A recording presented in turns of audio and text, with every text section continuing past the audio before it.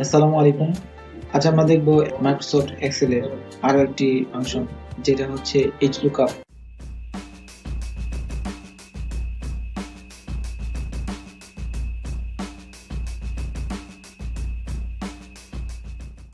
HLookUp এর মানে হচ্ছে হরাইজন্টাল লুকআপ। আমাদের আগের যে ভিডিওটি ছিল সেটা ছিল vLookUp ফাংশন সম্পর্কিত। আপনারা দেখেছেন যে আমি এখানে একটা ডাটা সেট ইউজ করেছি, যে ডাটা সেটে আমি রোল নাম্বার, স্টুডেন্টের নাম এবং মার্ক, এই তিনটা ডাটাকে আমার ডাটা সেটে ইউজ করেছি। এটা ছিল কলাম বরাবর, মানে ভার্টিক্যাল পজিশনে ছিল। যেহেতু আমরা এখন HLookUp ফাংশনটা ব্যবহার করব, তাই আমরা এই ডাটা সেটটাকে হরাইজন্টাল করে নিয়েছি। এখন আমরা HLookUp ফাংশনটার ব্যবহার দেখার চেষ্টা করব।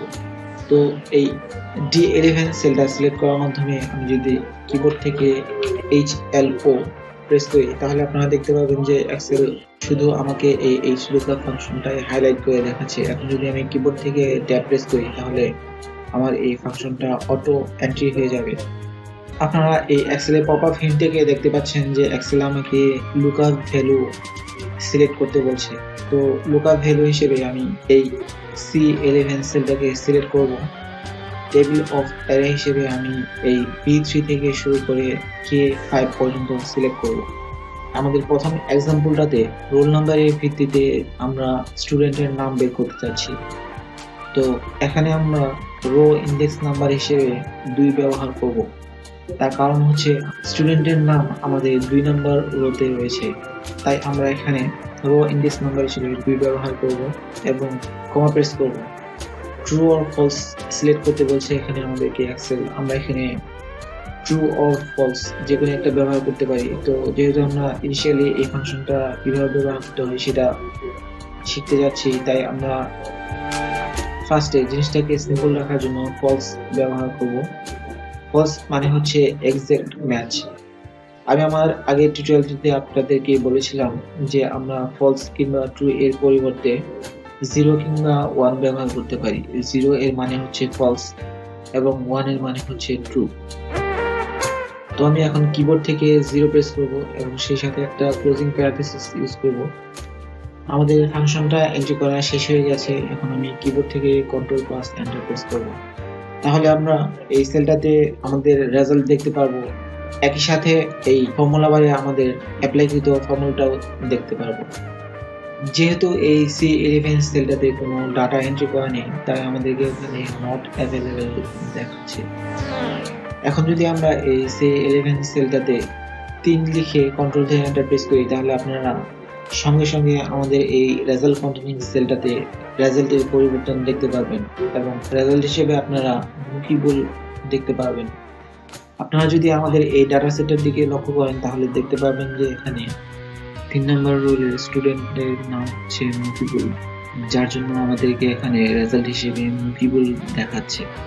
আমাদের আগের টিউটোরিয়ালটির মতো আমরা এই র ইন্ডেক্স নাম্বারটাকে আরো ডাইনামিক করতে পারি। এখানে আমি 2 কে সিলেক্ট করার মাধ্যমে যদি এই পপআপ হিন্টটা একটু সরিয়ে নিই, যাতে আমাদের দেখতে সুবিধা হয়।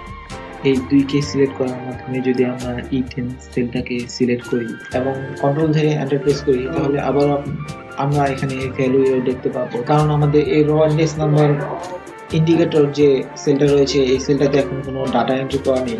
যেহেতু আমরা এই প্রথম এক্সাম্পলে স্টুডেন্টের নাম বের করতে চাচ্ছি এবং একটু আগেও স্টুডেন্টের নাম বের করার জন্য আমরা র ইন্ডেক্স নাম্বার হিসেবে 2 ব্যবহার করেছিলাম, তাই এখনো যদি আমরা স্টুডেন্টের নাম বের করতে চাই, তাহলে আমাদেরকে এখানে 2 প্রেস করতে হবে এবং কন্ট্রোল ধরে এন্টার প্রেস করতে হবে। সেই ফর্মুলায় শুধুমাত্র একটা ফাংশন রয়েছে, যে ফাংশনটা হচ্ছে HLookUp ফাংশন। এই ফাংশনটার রেজাল্ট অ্যাকচুয়ালি 2টা সেলের উপর নির্ভরশীল। একটা হচ্ছে C11 এবং অন্য একটা হচ্ছে E10।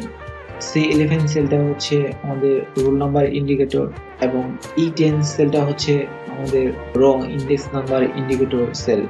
তো যেহেতু আমরা এখানে আমাদের রেজাল্ট হিসেবে স্টুডেন্টের নাম চাচ্ছিলাম, তাই আমরা এখানে E10 সেলটাতে 2 ব্যবহার করে এন্টার কন্ট্রোল ধরে এন্টার প্রেস করেছি, যার জন্য আমাদেরকে এখানে এক্সেল রেজাল্ট হিসেবে স্টুডেন্টের নাম দেখাচ্ছে।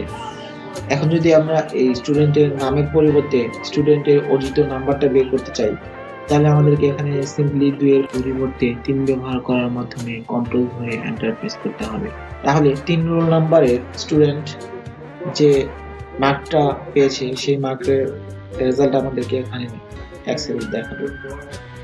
এক্সাম্পল 2 তে আমরা দেখব নামের উপর ভিত্তি করে কিভাবে আমরা আমাদের কাঙ্ক্ষিত মার্কটা খুঁজে বের করতে পারি।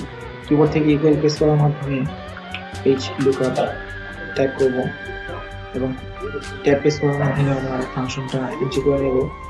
লুকআপ ভ্যালু হিসেবে আমি এই H11 সেলটাকে সিলেক্ট করে দিলাম এবং টেবিল অফ অ্যারে রেঞ্জটা সিলেক্ট করার জন্য আমরা প্রথমেই ভুল একটা পদ্ধতি ব্যবহার করব।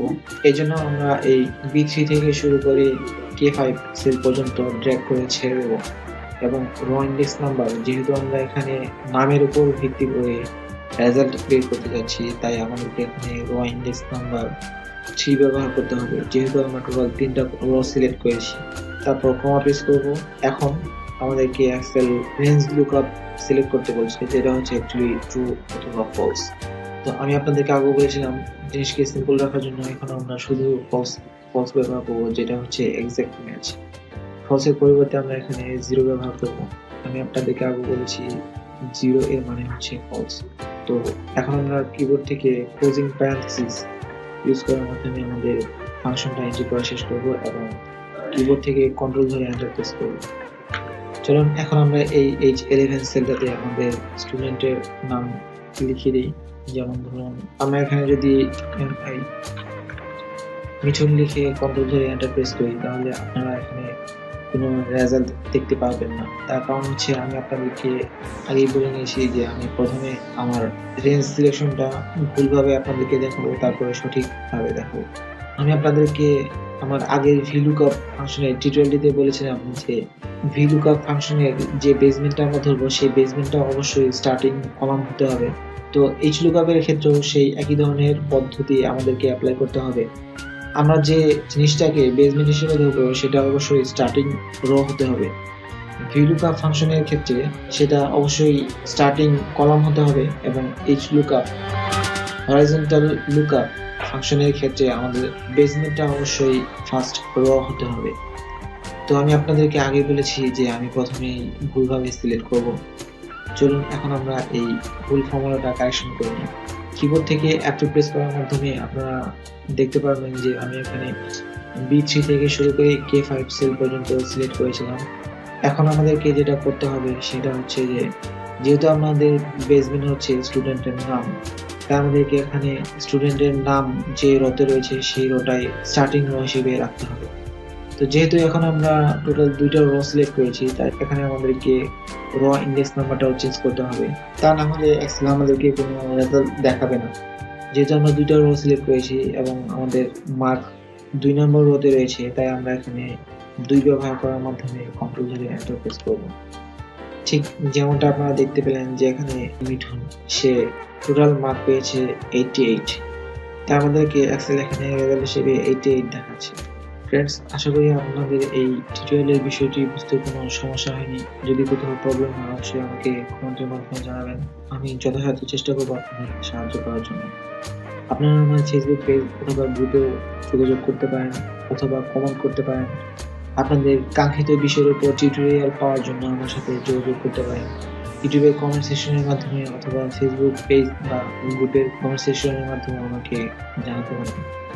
আর এই ভিডিওটি ভালো লেগে থাকলে অবশ্যই শেয়ার করতে ভুলবেন না এবং আপনাদের ফ্রেন্ড এবং কলিগদেরকেও আমার চ্যানেলের ভিডিও দেখতে উৎসাহিত করুন। আসসালামু আলাইকুম।